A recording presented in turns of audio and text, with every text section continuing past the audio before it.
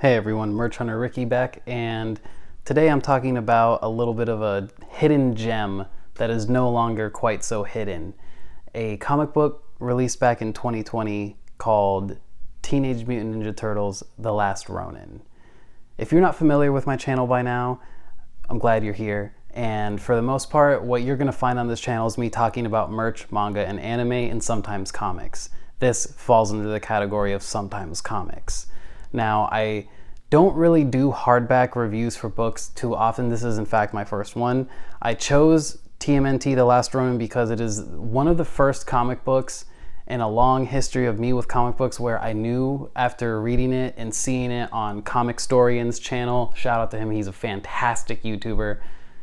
I knew the first time I heard the story, and I didn't even know who The Last Ronin was. Spoilers for later on in the video if you are not familiar with the story.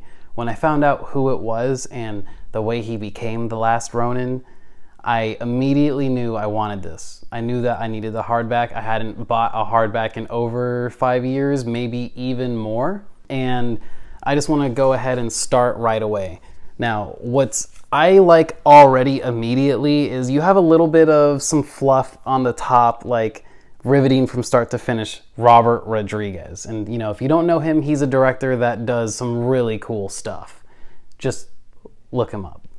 Now, the cover art also draws you in immediately because, you know, especially let's look at this from the perspective of someone who does not know who this is, okay?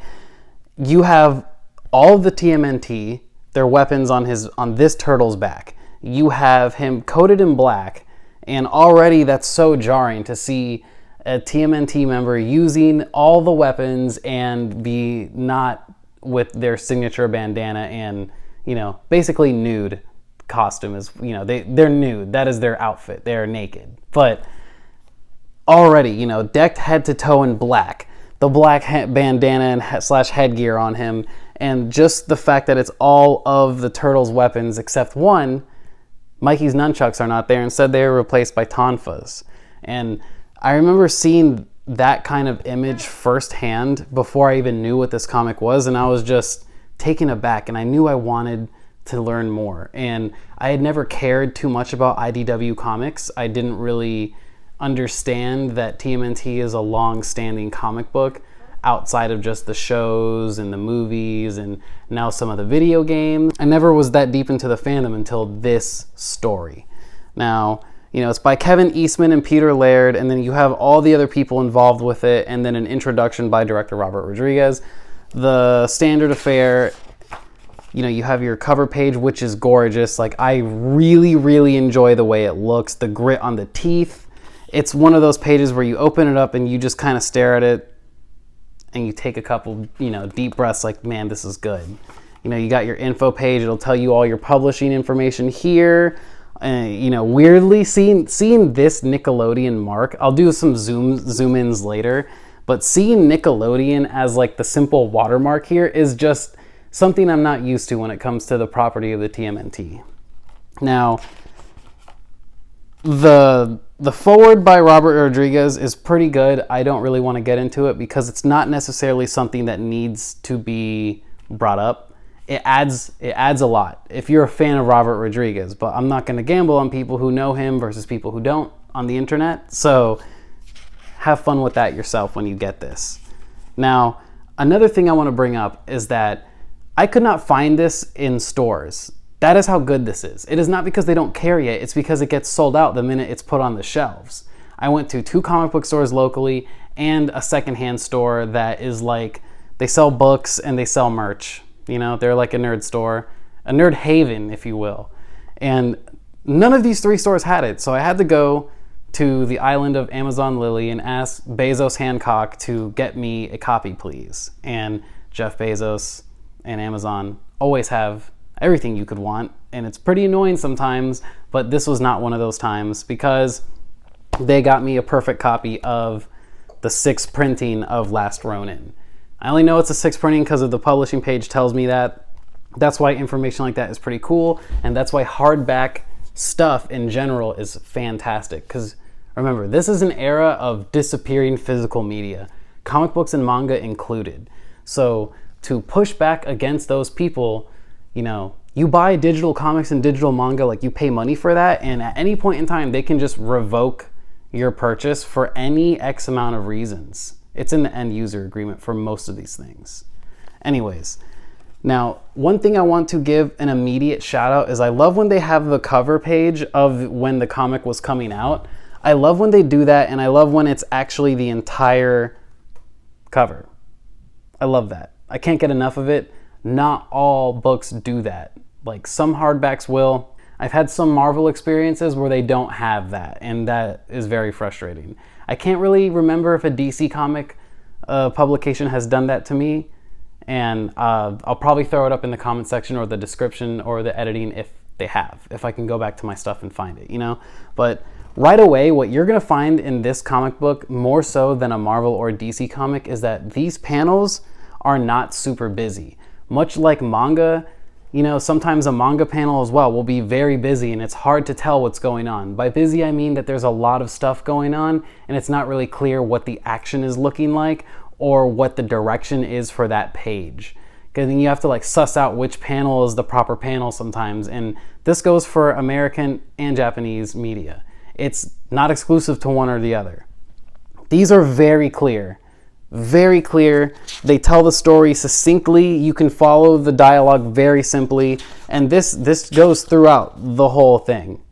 Another beautiful page. I'm not going page by page. I'm just giving you some examples as to why I really enjoy this hardback and why I genuinely think it's one of the best publications, period, in comic book history, you know, rivaling the likes of things like Kingdom Come and World War Hulk, which are two of my favorite hardbacks ever. And like things like Watchmen. Now, I don't really compare many things to Watchmen, but this is one of those ones where the presentation of the hardback is so good, I might. Now, a couple other things that I really enjoy about it is that it's split into acts, and not every, you know, that's a style of storytelling that is more like a choice and not a mandate. But sometimes in like, specifically like Marvel hardbacks, what really upsets me about them is sometimes, you know, you might just accidentally hold 2 pages while you're turning and all of a sudden something completely different is happening and there's no indicator, and then you go back like, oh, I skipped a page, whoops. You go back and there's no like indicator that this is the new arc starting. It's just like no info, no separate page or anything, and it just keeps going. And in this, the way they present the acts as a whole, each different page itself, is so good that it, you know, it provides a clear direction as to what you're reading, what way the story's going, and you don't have to guess. There's no like, oh, maybe this chapter will be entirely something different about than what's being presented here. And Marvel is like notorious for doing that, where they will just have like a couple concepts early on in the panels, and at like the first couple pages will be about one thing, and you're kind of getting sucked into that. And the rest of the series going forward, even multiple hardbacks, had nothing to do with those first 3 banger pages. And that's kind of why I stopped reading Marvel, to be honest, and why I stopped purchasing all of their hardbacks all the time. Just, I didn't really feel like the value of being a collector and a reader for Marvel Comics was there.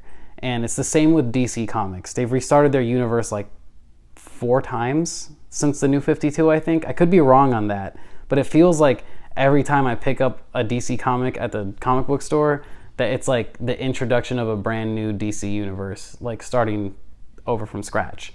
And that is why I became a manga fan to begin with, because manga, you know, it's always just going to be that like one story linearly being told, and typically not in a bad way. I mean, you know, you got your One Piece, you got your Dragon Ball Z, Bleach, Naruto, all great buys. Like, most manga lovers are going to have one of those 4 in their collection, unless that's simply they don't like shonen, you know? Because those are completed stories, not One Piece, but you know what I mean. They're either completed or there's so much to collect, and each physical media of theirs is so good that it does not bother you to be collecting it. And that's what I felt with this. Like, even picking up just the back of this feels like there's value in it. It lets you get back into the immersion of the story, even if you've already read it. Who is the Last Ronin? Spoilers ahead. 3, 2, 1. The Last Ronin is Michelangelo. And it is a very shocking turn of events, especially I can imagine for people who are reading weekly or however long, like whatever the intervals of the comic book being published at the time was. I am going to assume weekly. I could be wrong. Correct me in the comments if I am. The sheer shock effect of all the turtles dying systematically one by one, Casey Grimes dying, I think his name's Casey Grimes, right? Casey dying, you know, we meet April and she's missing an arm and a leg. Honeycutt is just a head now. You know, Casey and April had a child. Master Splinter died alongside one of the turtles, and, you know, Karai is dead. Shredder is nowhere to be seen, long dead. And now Shredder's grandson is holding up the entire city. He owns it. It's deep in the future, and the turtles no longer have like a foot in the door. This last turtle is now staking everything on becoming the remnants of the TMNT as a whole, and putting this feud with the Foot Clan to bed once and for all. If it's going to take his life, he's going to gladly give it. Now, within like the first act, he almost dies. And he falls right out of a window, and it's insane how visceral and gory it feels, like seeing something that you pretty much associate with only your childhood doing something so mature, like, you know, outright killing people and falling out of the window and coughing up tons of blood. You know, later on we find out that April has studied the TMNT's DNA and that their radiated bodies were progressing over time, making them stronger mutants, but probably, you know, doing more damage to their body, more harm than good, for the benefits they were reaping. And I'm not going to go into Acts 3 and 4 because I genuinely think if you have not experienced them, you should experience them, especially if you know the story but have not held it in your hands. I highly suggest you give this a reread. This is such a good presentation of a comic book story through line that just even the fact that you will get lost in the little details. You'll get lost in the action panels. You'll fall in love with the turtles all over again, with April all over again, Casey, Honeycutt, and Splinter. You'll hate Oroku. You'll hate Karai. But one thing you won't do is hate this book, because it's that good.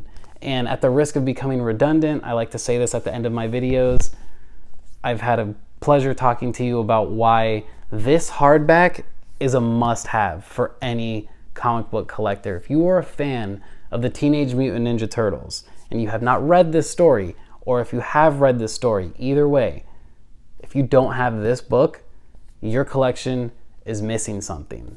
It's missing something that is a wholesale experience from start to finish, a very good tale told.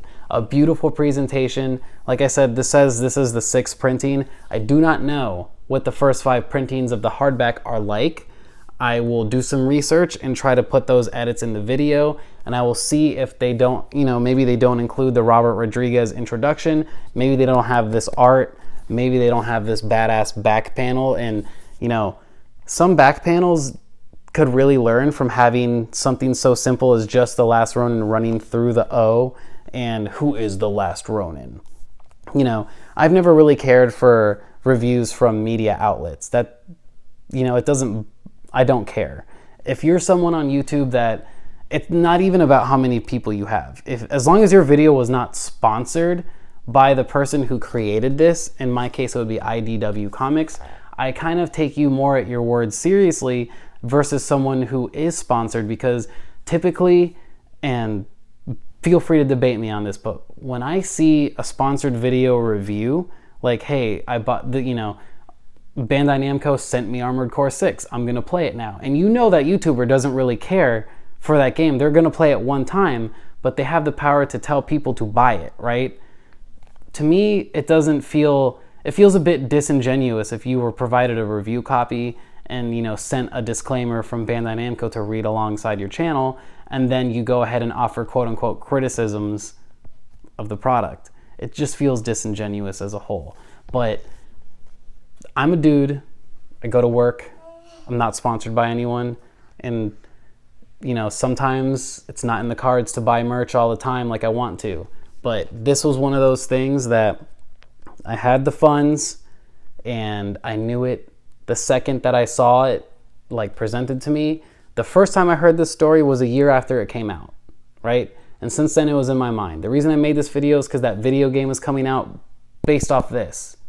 And to me, a video game of visceral and gory nature featuring the Teenage Mutant Ninja Turtles, our childhood Teenage Mutant Ninja Turtles, being that owned by Nickelodeon, you know, Orange Slime, Kids Network, a game about killing and being the last person to survive, sounds very appealing. I had to check the story out for myself.